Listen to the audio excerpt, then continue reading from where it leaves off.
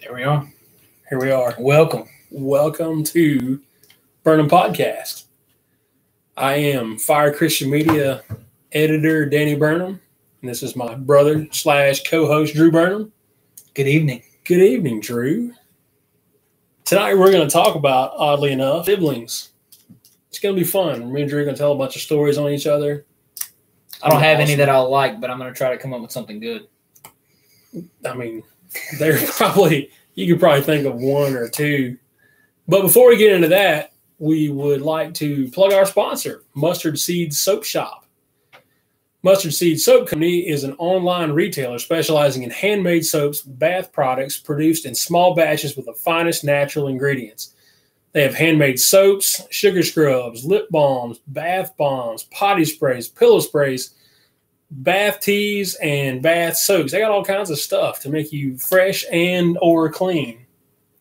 So fresh and so clean. So fresh and so clean. My wife loves their stuff. We've got mustard seed soaps at our house. Jury's out, man, because there's a bath bomb on the way. Oh, okay. All right. So we'll find out. I don't know. I'm sure it's fantastic. The bathroom in our house smells like, it smells like Mustard Seed Soap Shop. It's amazing. I've never heard Christina complain about a bath bomb, but I got high expectations. It's going to be great. We love their stuff. It's going to be fantastic. You can find Mustard Seed Soap Shop on Facebook or at mustardseedsoapshop.com. Go by there and soap up. Great stuff. We love it. And we thank them. We're grateful for their sponsorship. They're awesome. Good folks there. So tonight, we're going to talk about siblings. We've each compiled a list of stories. We've got a couple of listener stories that we're going to share also. My list, naturally, way better than your list. Of course it is, because it's always about competition. That's right. Yeah, no, good stuff. Your list starts with like the earliest days. That's right. So you want to? I'm in chronological order over here, man. I got some I'm in ideas. chronological order. I lead one to the next. It flows easy. I've got some ideas written down. I've been waiting on this moment for so many years of our life history. We got to figure out these are all me and you stories. We got to drag our other brothers into this too. But no, you know what? We're not going to drag them in there because there's some bums and they won't come on our show. So you get nothing. Good day, sir. Fair enough. That's fair enough. Anyway, let's take it from the top. Drew, looking at you, all the biscuits in Georgia. Oh, it's my brother's podcast. Go out there and check him out. I'm from Georgia or the South. He talks about that kind of thing. You want to go to Reader Post first? We can do Reader Post first. Let's pull this bad boy up. Mr. Chris Pyle. This is classic. It doesn't get any more brother and sister. Man, this is it. This is it. The pinnacle. Chris Pyle says, my sister once put laxative in my sandwich. What kind of laxative are we putting on a sandwich? I don't know, man. I should have asked more questions, I guess. But anyway, his sister puts laxative in his sandwich when he was like 4, right? He pooped his pants 3 or 4 times. Like a lot. Like a couple times. Many times. I don't know if it's there's no timeline. I don't know how long. Oh, it's just classic, man. The story ends apparently with Chris being beaten with a flip-flop. I don't know, hopefully his sister got spanking too. He said ended up getting whooped with a flip-flop. I'm assuming it's her. It's got to be her. Hopefully. I know my wife. Unless he was just like stone cold OG brother and was just not going to rat her out. Well, and was going to take the beating for pooping in his pants and never rat her out. My wife and her brother got it, and I forget the details of the story, got into some trouble at home one time for something she did. She did it. And John Marshall got blamed for it. And he took the whipping for it. Oh, man. Like, he did it. He was a team player. And she let him do it. But this was, do it, JM. It's the kind of thing you do as a brother or sister. Like, hey, you can take that beating. I'm not doing that. Do it, JM.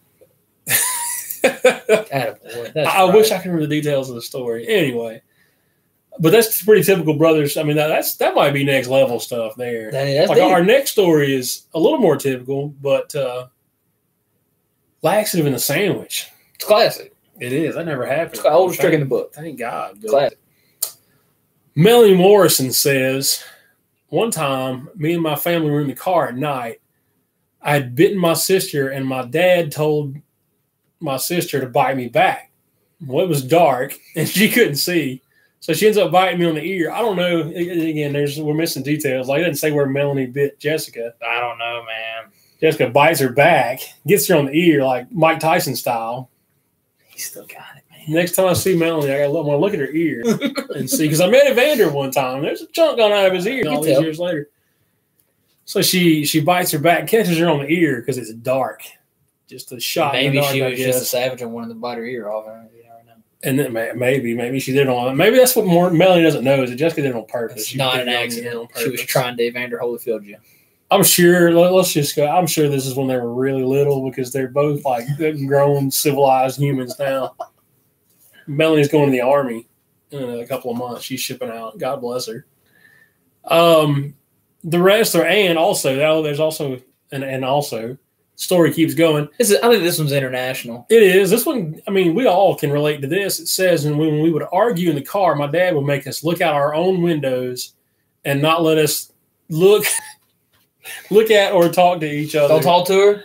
Don't even look at her. I know. I wish my kids in the back seat. That's happened to me before. Don't look. You look out your window and you look out your window, and you draw a line in the seat. Don't even look at it. Stay on that side. We missed a lot of that. Me and you. We didn't really get into a whole bunch of that because of our age difference. Yeah. But me and Matt, me and Sam would get into, he's on my side and he's looking at me and we're riding in the car forever. Longest trip. Get off my side. Whatever. That's something I think everybody can relate to. Oh, man. Yeah. So that's our. Not me, man. I was no, you behind all that. You were the baby and you got, whatever. You were special. The golden child. As I should be. What are we talking about? Well, I mean, you were up until relatively recently. Because then I brought a girl into the family. Yeah, thanks for ruining that for me. I had a good thing going. I'm in pretty good shape right now. But your day is coming. Your day is coming. Crushing me. Yeah. So, Drew's timeline of events over here. Timeline, man. Chronological order, starting from the youngest of times. Speaking of Drew being the golden child. That's right. The youngest of times when I was much younger and much smaller and much, I don't know how much cuter I was, but I was maybe just a little bit cuter than I am now. Exponentially cuter than you are now. It's faded with age. But I was the chick magnet. I was it. That's true. It's undeniable. That's true. It's true. It's a real thing. Let's see, you would have been, when I was 16, you would have been 4. Perfect timing. Yeah, it was great. It couldn't have been better. Perfect timing. Any success that you had with women in high school, I accept full responsibility. Yeah. Because I'm pretty sure you had no game, but that's okay. No, I mean, I was a shy guy. It is what it is. You're welcome. Sorry, I got you. Yeah, no worries. No, it's, So you're sticking me in the van, right? You're kidnapping me half the days. Yeah. Sticking me in the van because, hey, we need to go to the mall. I got nothing to buy. In the van. We need to go to the mall. Right? I mean, it was the van stayed in the parking lot. They had no idea how we got there. It didn't matter. But that was the thing, man. You and I think Sam did it more than you even because he was what, 18, 19 around that time? When you were 4, yeah. So he was really that was super prime time. You were just starting to figure things out a little bit. Yeah, your cuteness was about to wear off. He was in prime time, man. Yeah. So you're sticking me in the van, driving me all these places. Yeah. Which leads me to my next. The first time that I ever remember getting my brother in trouble. Speaking of taking the blame. Yeah, this was. So we're on this back road way out of town a little bit. They had just dropped the road down and they didn't really go to anything. It was just this 4-lane highway out in the middle of nowhere. Yeah, you might see where this story's going. We're in the van, man.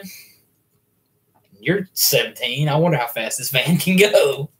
Turns out a 94 Dodge Caravan will do in excess of 100 miles an hour. It'll do it. It'll do it with a 5-year-old in the back seat strapped in. Not proud of that.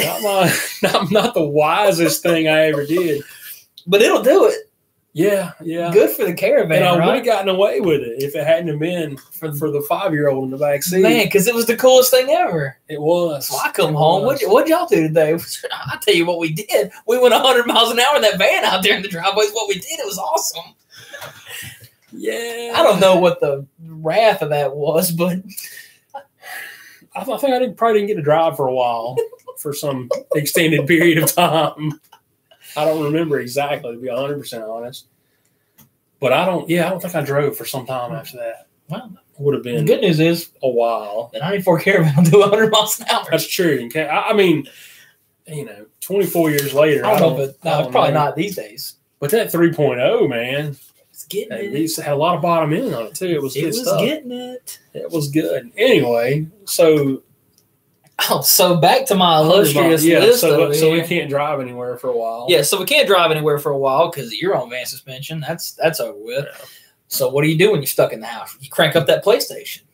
And what did we proceed to do? Football. We became the greatest PlayStation football coaches of all time. That's right. Ever. That's right. You couldn't beat us. Ever.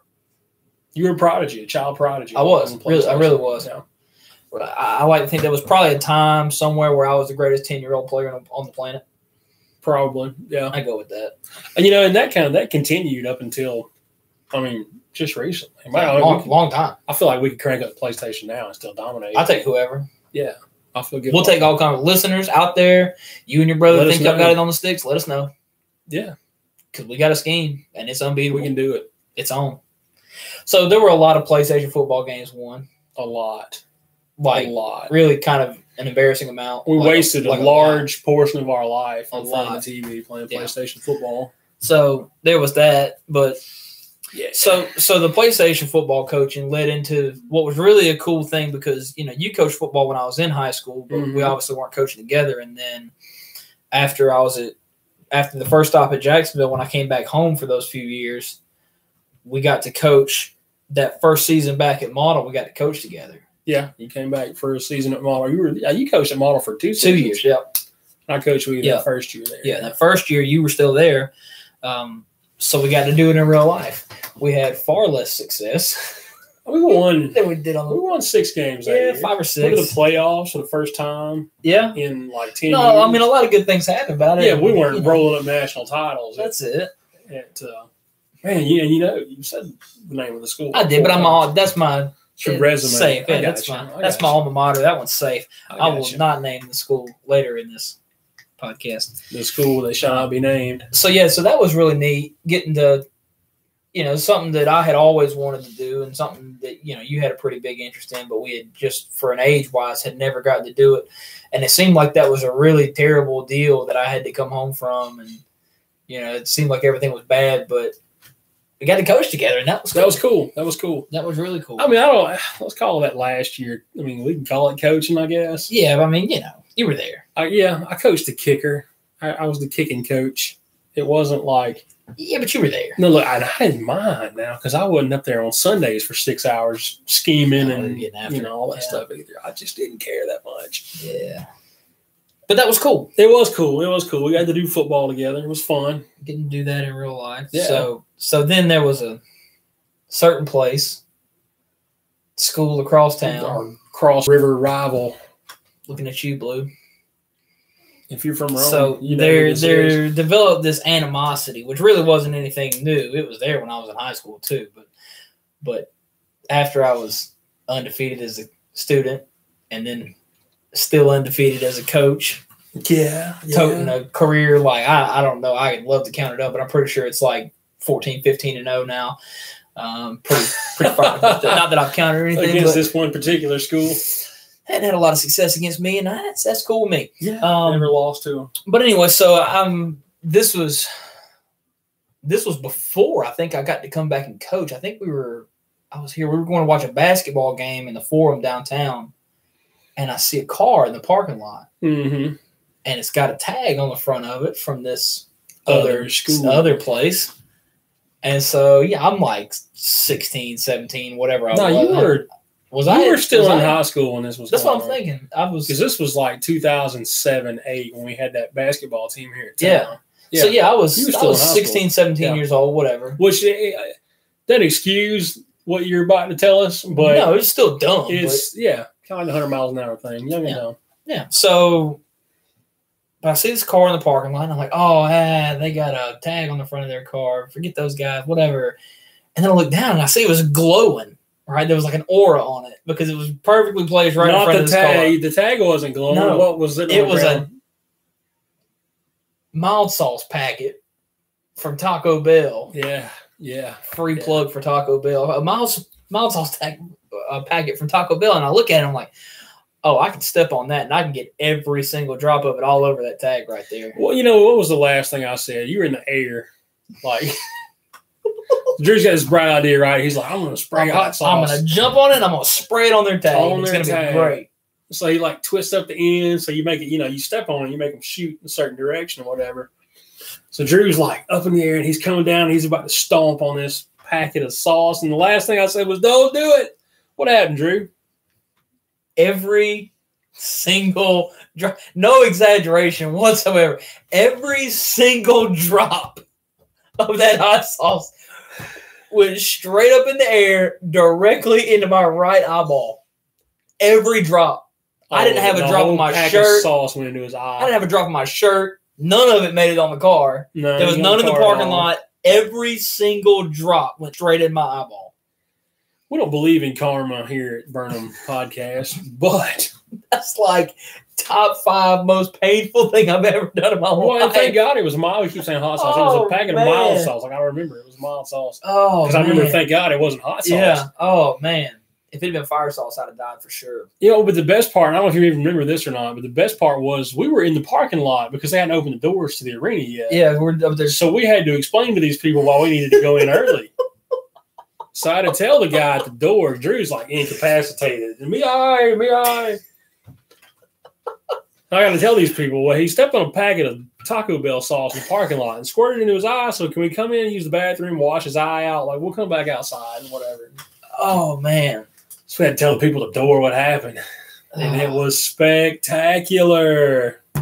What did they say? I don't remember any of that part. I know we got inside. Dying. We got inside and like scrubbed your eye out. Oh, man. God, it was awful. But I knew we had tickets to that game and we weren't going to miss it.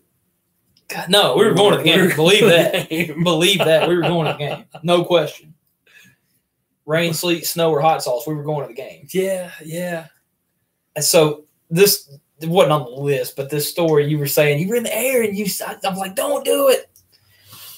What did that immediately make me think of? I don't know. The F-150 incident at the Bottle Rocket War. Oh, man, the Bottle Rocket. Well, see, Drew and I are the veterans of many Bottle Rocket Wars. Oh, man. Sometimes speaking of geniuses, absolute geniuses. Some of the best ideas we ever had. It's our cousin's fault. It is. Our cousin, Kevin Johnson, it's his idea. Let's have a Bottle Rocket War, man. It's 4th of July. Let's shoot bottle rockets. And we used to do them at his house up near Nashville, a little town called Hartsville. And then me and Matt are the sibling in between us. You know, me and Matt had that. We lived in a trailer that was attached to a junkyard. You can't make this stuff up. No, this is real. This is Rome, Georgia stuff right here, folks. So we had free reign in the junkyard. The guy that ran the place didn't really care what we did. So we were like, well, let's have a Bottle Rocket War in the junkyard. So me and Matt are there. And it was the best place ever. Oh, it was awesome. Best place ever. The back of trucks and all kinds of ambushes, cars everywhere, stuff to hide behind everywhere. And it was huge. It was fantastic. It was great. It was best place ever. 3 or 4 acres. I mean, it wasn't the biggest junkyard, but it was plenty of room for 4 or 5 people to go down in. So we're having this Bottle Rocket War in this junkyard. And we were done at that point. Like, something happened. I twisted my ankle. Yeah. And we were like, all right, well, that's good. We've blown each other up enough, whatever. So we're all just kind of standing around at this point. And while Drew's talking, I reach into my pocket and I pull out this Bottle Rocket and I light it. I'm real subtle. I'm like holding it down and I light it. And I just hold it out like I'm about to hand it to him.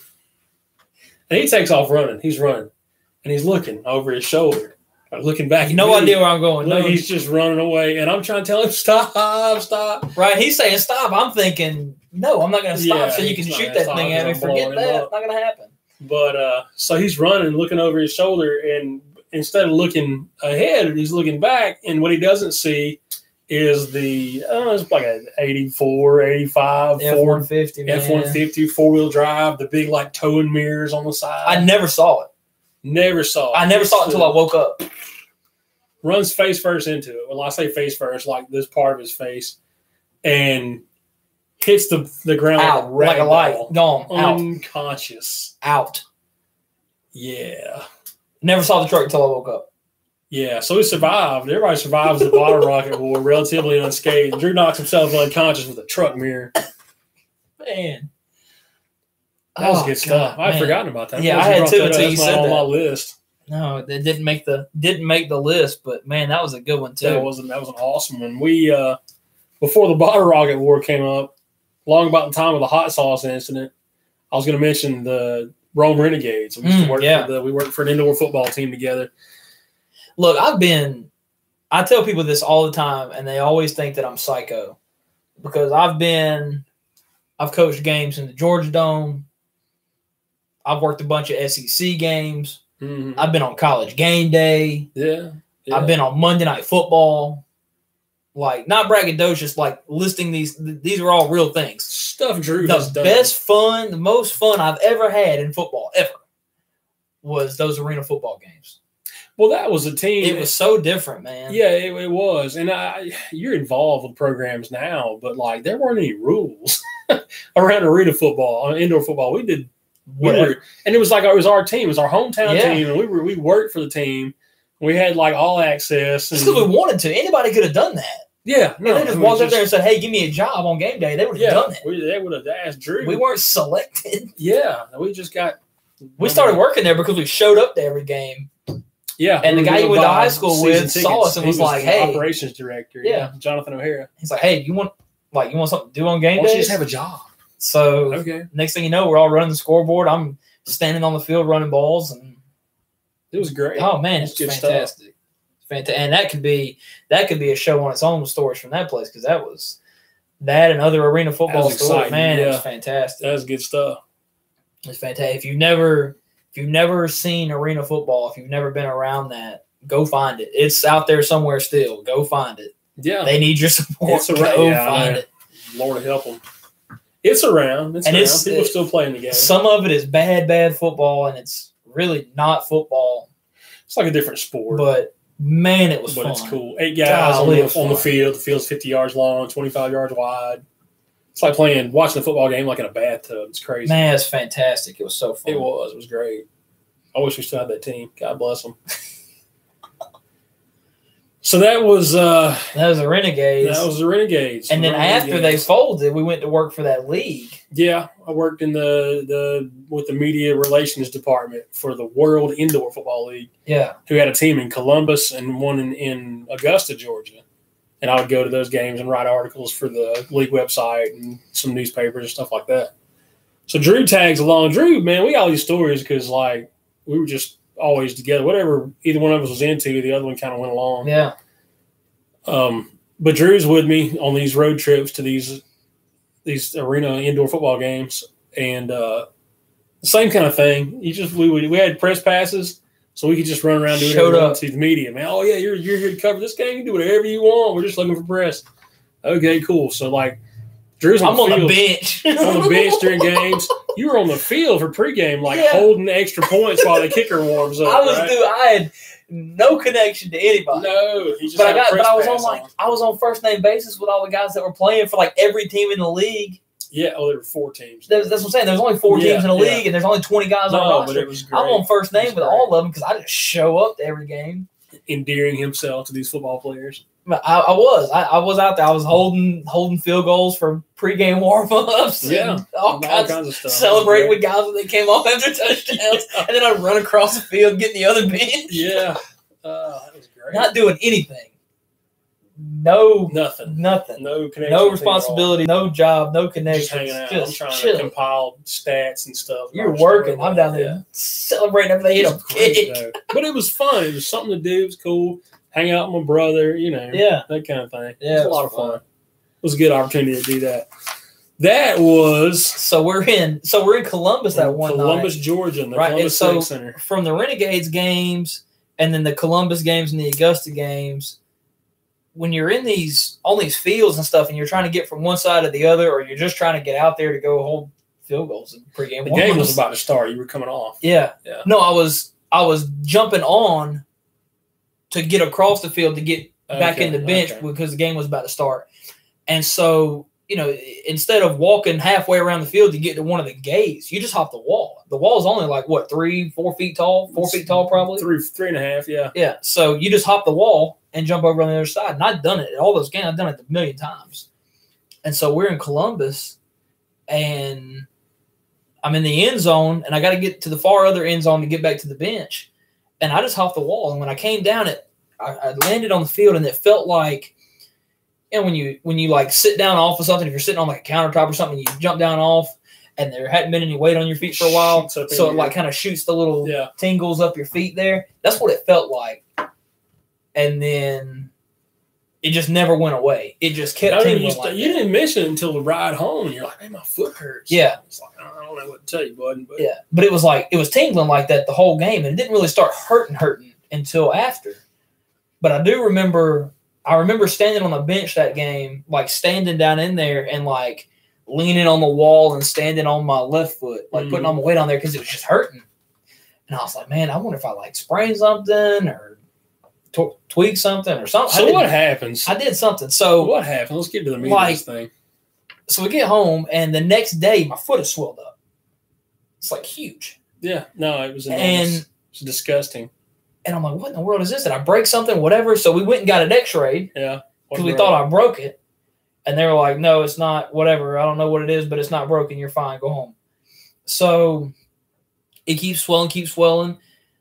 And like it's getting so painful. Like I can't put any weight on it. I can't move around. And so I'm on the couch, laid up at Mom's house with my foot propped up. And I'm getting up to like go to the bathroom or something, and I swivel and turn and get off the couch. And when I did, I felt like it's the grossest thing ever. I felt like the bottom of my foot like tear, like the skin. I could feel it just like, and it didn't hurt like your skin ripping. It was like a pressure release. Like I could just feel it go like that. And I was like, that's so nasty. And I'm like, this is not going to be good. So I sat back down on the couch real quick, pulled it up, and there is just this goo running out of my foot. And it wasn't blood. It was like, it looked like melted chocolate ice cream. And it's just running out of my foot for like 4 days. We're going to get like a we're probably going to get a bad rating on this show. But anyway, so it's coming out of my foot for like 4 days. So Mom's got a nurse friend at church, and she gets her to come and look at it. And she's like, oh yeah, that's compartment syndrome. No doubt. Compartment syndrome. What is compartment syndrome? I never heard of that. Yeah, no, that was my introduction to compartment syndrome. Thank God it wasn't my foot. Man. So what happens is, it's kind of, if you're familiar with bursitis, it's kind of like that. Basically the sac around your muscles that has the fluid in it that is supposed to keep your muscles kind of lubricated and safe. Mm-hmm. It's like a pad. That sac busted, and all that stuff flows out, and it starts bleeding, and it gets infected. And if your foot doesn't magically bust open for you, like that infection sets in and gets really bad, and sometimes they have to like amputate the limb, and it's a really bad, really ugly, really quick. So we kind of lucked out, but I literally couldn't get around for like 4 days. You're walking around the house laughing at me because I can't move, and I got this brown stuff coming out of my foot. It was funny when it's not you. It's not, yeah, I know. It wasn't me, so it was funny. But yeah, that was thanks Arena Football for that. Yeah. Minus that, Arena Football, greatest thing ever. Yeah. There wasn't, I don't know, the end of it. We had great ways of getting hurt, hanging around each other, doing things. Drew and I, and you can go back and listen to the Fight Me episode 8, you call it Fight Me. And you'll hear some tales. Drew and I were in a basement fight club at one point. No, for real. Like it was a real thing. Hey, but as far as basement fight clubs go, we were legit. We were legit. We really were. We had timers and referees, and we had rules and stuff we had agreed on. Yeah. It's a real deal. And that thing happened everywhere. Basements, living rooms, spare bedrooms, church gymnasiums, Sunday school classrooms, vacant houses, pastoriums. Yeah, everywhere. Happened all over the place. Man, we fought in some places. Junkyards. Junkyard, the old junkyard. Part of that place with the junkyard, Me and Drew, some other guys, used to get together and punch each other. That was fantastic. It was fun, yeah. It was always real gentlemanly, though, and we had agreements and, Except for the one night. I mean, things got out of hand. And again, if you go back and listen to episode 8, it explains a little bit more of that. But maybe we'll live spar on the show one time. We should. That'd be good. That'd be fun. Now we're both getting back into some shape. It wouldn't make for much on the audio. No. On the YouTube, it would. But it'd be fun to watch. It'd be fun to watch. It'd be fun to watch. It'd be cool. It'd be fun to watch. It would be. It'd be awesome. You, So, I'm about to fry you on this one. Okay, all right. I'm about to fry you on this one. All right. So, brothers are supposed to take care of each other. They're supposed to stick together. They're supposed to lead each other the right way, man. Yeah. And right now, you're 2 for 2 on bad female leads. It looked good on paper, man. That's all I can say about it. It looked good on paper. It was a good idea at the time. Sweet girls. Yeah. No, not well, that's the, whole idea. Sweet girls, love Jesus, that kind of thing. It just didn't, And thank God it didn't work out because, you got Christina now. She's fantastic. Yeah. No, like, not jokingly at all. She's fantastic. Yeah, no, she's the best coach's wife. It takes a very, very specific person to put up with a college football coach, and she just crushes it. She can do it. She can flat out do it. So, yeah, I mean, I'll take the blame for that. But yeah, 2 for 2 now. Yeah, I didn't. I never set you up with anybody. It was. If you can't say anything nice, don't say anything at all. So I never said anything. Yeah. Just sending me down the wrong path, man. Next time you'd be blaming compartment syndrome on me, too. It wasn't my fault. Oh, you did take me to that game. I know. I got you into there was always a chicken finger room. There was. Places, and I always get you in there with the press pass. Or whatever. So you were talking about whatever one of us kind of got into, the other one just kind of, come on, you're coming with me. Right. So I go to college at Jacksonville State, and I started as a student assistant over there working in equipment. And so we'd been over there. Sam was there for 3 years in the early 90s. And I know for me, I don't know about for you because you were doing some stuff with them then too, but like for me at Jacksonville State, if you're not familiar, they've got their football field, and then one of their end zones is their football building, their field house. Mm-hmm. And so if you kick a field goal on that side, it's probably going on the roof of the building. And so they always had this guy. They'd hit a kick, and I'm like little, 4 or 5 years old, whatever. Yeah. And they'd make a kick, the ball be on the roof, and this little dude would pop up out of the hatch on the roof and go up there and get the ball, right? Throw it down, and then he'd climb back down and come back out on the field. When I was 4, 5, 6 years old, I always wanted to be that guy. So then I get to go to Jacksonville State, and I was the guy. You get to be the guy. and being the guy was really, really fun for, a year.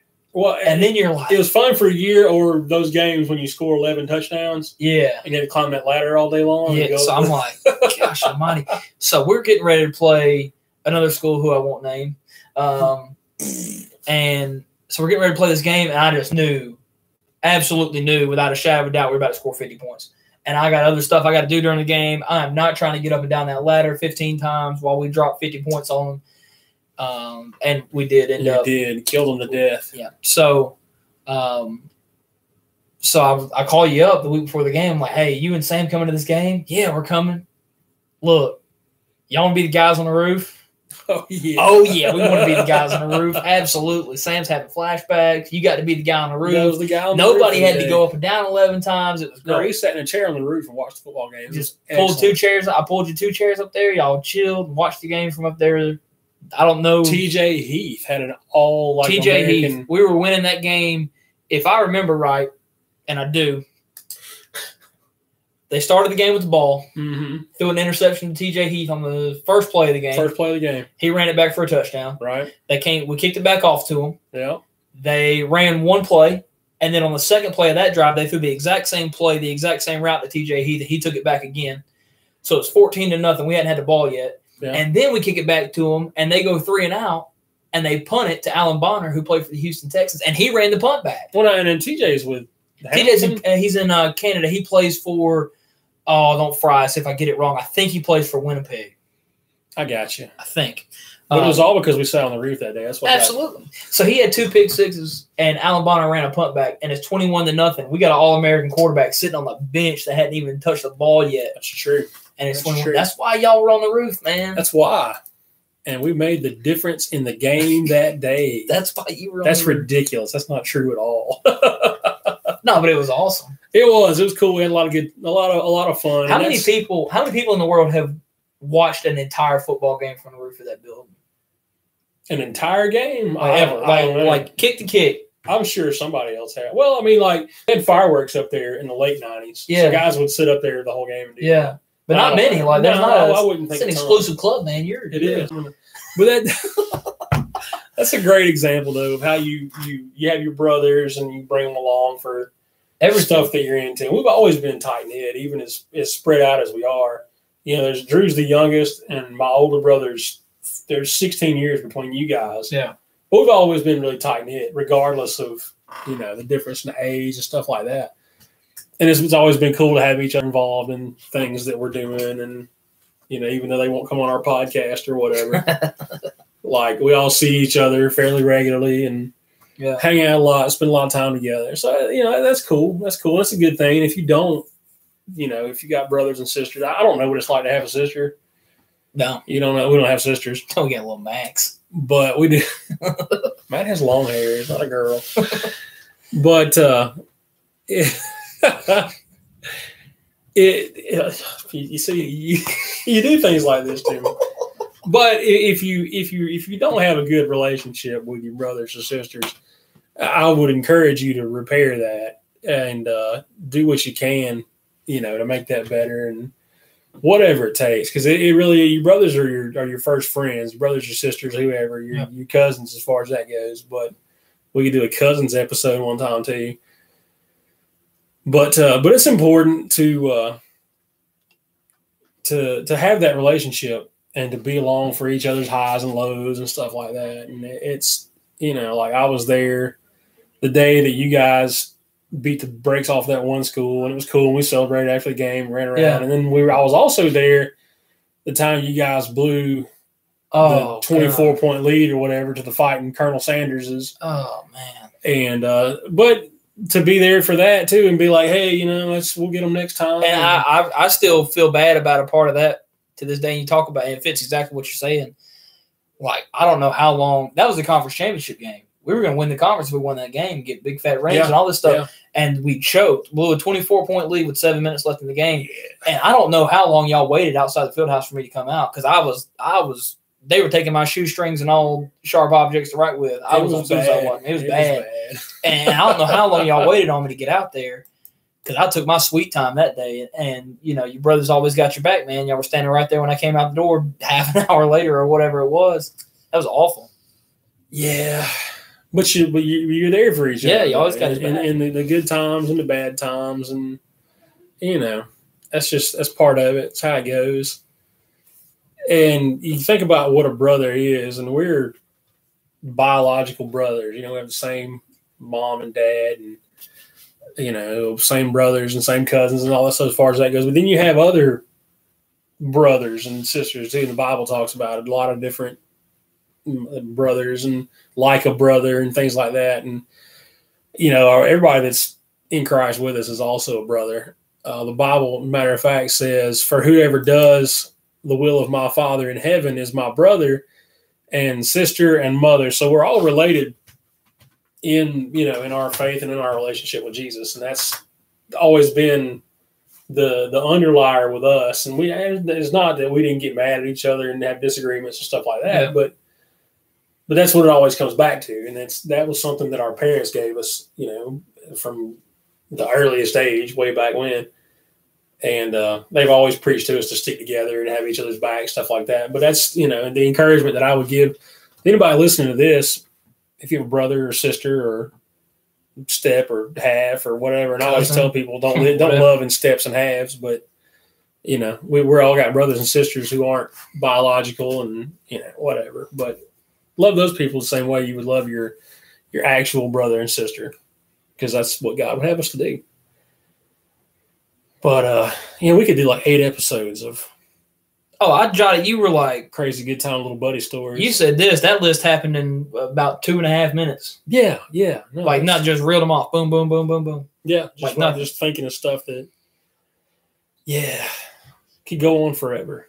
Good, easy. Would have gone better if we'd gotten more listener questions. Next time, guys, I ask y'all a question. You got to answer. I'll say your name on the show. It'll be awesome. If you don't, I'm just going to reel off more lists like this. I know, we get to hear Drew monologue about his exploding feet for hours and hours. And that was awful. It was terrible. It's pretty much the worst thing anybody ever thought of. But having said all that, this is a good place to jump off. Thank you guys for listening. Mustard Seed Soap Shop. Thank you to the Mustard Seed Soap Shop, our sponsor, for all your bathroomy, smelly, goody needs. go to mustardseedsoap.com or visit Mustard Seed Soap Shop on Facebook, Instagram. They got some really cool stuff going on. The website has their schedule. You'll find them at festivals and events, shows, stuff like that. Yeah. So if you're out and about, keep an eye out for them. Go to their website, find out where they're going to be, and run into them on purpose. Buy stuff from them. Spend money with them. Like their Facebook page. This is a not so subliminal message. Take care of the people that are taking care of us. But anyway, thank you guys for listening, for watching, and we will see you next time. Good evening. Good evening.